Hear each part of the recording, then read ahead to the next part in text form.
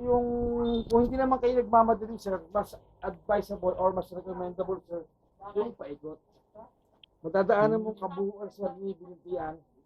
Pagdating, sir, dito, yung dry red lava, sir. Yung lava, sir, na nanggaling nung eruption day, sir. Oo. Yung eruption day, sir, dito umagos lahat. Ah, dito. Kaya natuyo, namula. Dito. Yung lava flow. Oh, nung January 12, 2020, naabot kayo ng eruption, sir. Andiyan na rin ang Yung umagos. Tapos sa dulo niya, sir, yung sinasabi doon, umuusbong na yung mga bagong puno, sir. Hanggang sa paglikod, Paikot, ano? Paikot siya. hanggang dulo ng pinapira, sir. Then balik ng konti siya dito sa Bukana, tapos pabalik-balik siya, pabalik dito. So yun, sir, yung 1.5 hours or you can manage your time, sir. Kumbaga, pwede yung stop cover, feature, bawal ang time mo ba? Bawal mo baba dyan. Walang tao, sir, eh. Hmm. Walang tao, patay lahat ng kabayo. Ah, patay lahat. Yung mga Oo. kabayan, sir, sa Sarana, yung buildings doon, schools, simbahan, Ah, lahat. ganun. Ay, ibig sabihin may ano pala dyan, may Sir, may locality pala dyan, sir. Oo.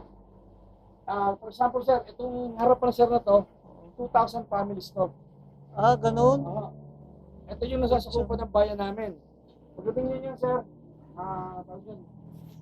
Laurel, Demery, Lucio, Bawan, Oo. Taal, Lipa, Tanawan. Grabe. Kumbaga, sir, nasa sentro po ng Pero ang Batangas. akala namin ito lang pala yan, lahat Oo, pala kaya yan. po, sir, i-discuss ko muna sa inyo para Oo. may iba tayong idea, sir. Kumbaga sa mapa, from the Tagaytay, sir, kumbaga nakaganyan, sir, ito yung nakahiwalay, yung nakaganto. Mhm. Ito yan. Ito yung napagkakamali. Hindi nakahiwalay, oh. Ito yung mga Yung nasa pala Coast lahat. Guard, yung mga nasa Coast Guard. Pero hindi yan yung talagang kayo mismo, sir. Hindi yan. Hindi yan. Ang tulos pa to mismo, ito yung volcano within the lake. Mas Crate. kilala siya sa ganun, eh. Ah, Yung ito. volcano within the lake. Ito yung pinaka-crater, sir. Oo, yan yung inaakit ng mga turista before.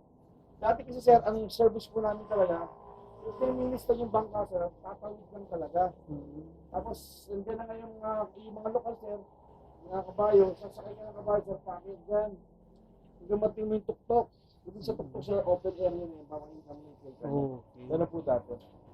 Pero sumabog nga So po pag siya. pag inikot mo siya, Parang umikot ang magkokos buong siya Batangas. ng Parang umikot ang buong Batangas, sir. Kasi nasa sentro siya, sir. Tatanan mo yung lahat ng bayan na, sir. Ang bayan ng Batangas. Ganun na, sir.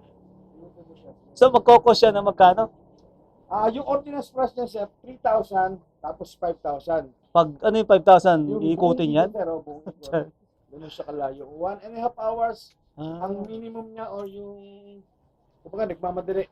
Parang ganun. hindi naman, okay na. Pero kung hindi naman, pwede naman slow moving lang. Slow moving lang ako. Para iyan ako. Gusto mo, sir, yun. Tapos meron tayong environmental fee, 100 pesos per person.